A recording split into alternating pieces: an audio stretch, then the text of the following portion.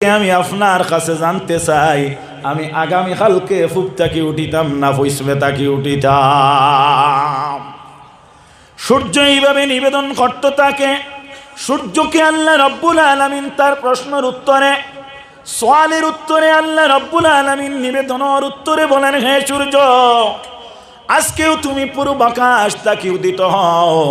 সূর্য এইভাবে প্রতিদিন আল্লাহর কদমে আরজ করতে থাকে।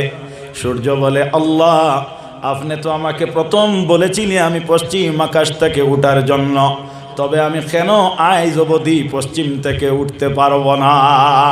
আল্লাহ বলেন, হে সূর্য, তুমি জানিয়ে রাখো, যতক্ষণ পর্যন্ত আমার আখেরি জমানার নবী সৈয়দুল মুরসালিন ইমামুল আম্বিয়া শাফিউল মুজনিবিন সত্তর দিশারি হাবিবে খোদা আশরাফে আম্বিয়া নবিকুল শিরোমণি সাল্লাল্লাহু আলাইহি ওয়াসাল্লামের একজন উম্মতের মুখ থেকে বাহির হইতে থাকবে লা ইলাহা ইল্লাল্লাহু মুহাম্মাদুর রাসূলুল্লাহ, ততক্ষণ পর্যন্ত হে সূর্য তুমি পূর্বাকাশ তাকি উদিত হইতে লাগবে।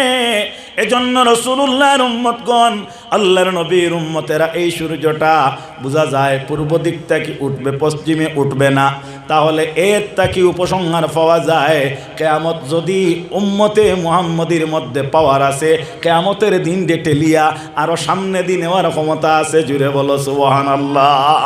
কিয়ামত উম্মতে মুহাম্মদিয়ে কাছে আনতে পারবেন আর দূরে নিতে পারবেন, এই পাওয়ার আমরার মধ্যে আল্লাহ রাখি দিছে। কওনা সুবহানাল্লাহ।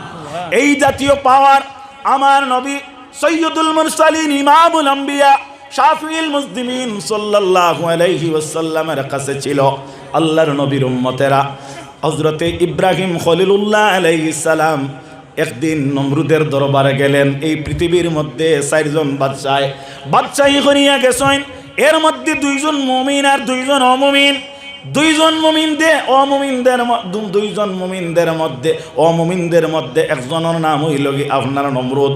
এই নমরুদ বাদশার কাছে যখন হযরতে ইব্রাহিম আলাইহিস সালাম গেলা, যাওয়ার পরে নমরুদ হযরতে ইব্রাহিম আলাইহিস সালামে নির্দেশ দেয়, হে ইব্রাহিম খলিলুল্লাহ, আপনি আমার কদমের মধ্যে সিজদা করো। আমরা সিজদা করি কারে সিজদা করি? মাতনা খারে আল্লাহ রে। আমরা সিজদা করি আল্লাহ রে। আমরা সিজদা করি না জমিন রে। আমরা সিজদা করি না কোনো অলির মাজারে। আমরা সিজদা করি না কোনো পীর বুজুর্গ রে।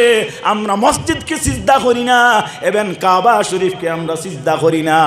আমরা সিজদা করি কাবা শরীফের দিকে মুখ করিয়া, অর্থাৎ ইসলামের একটা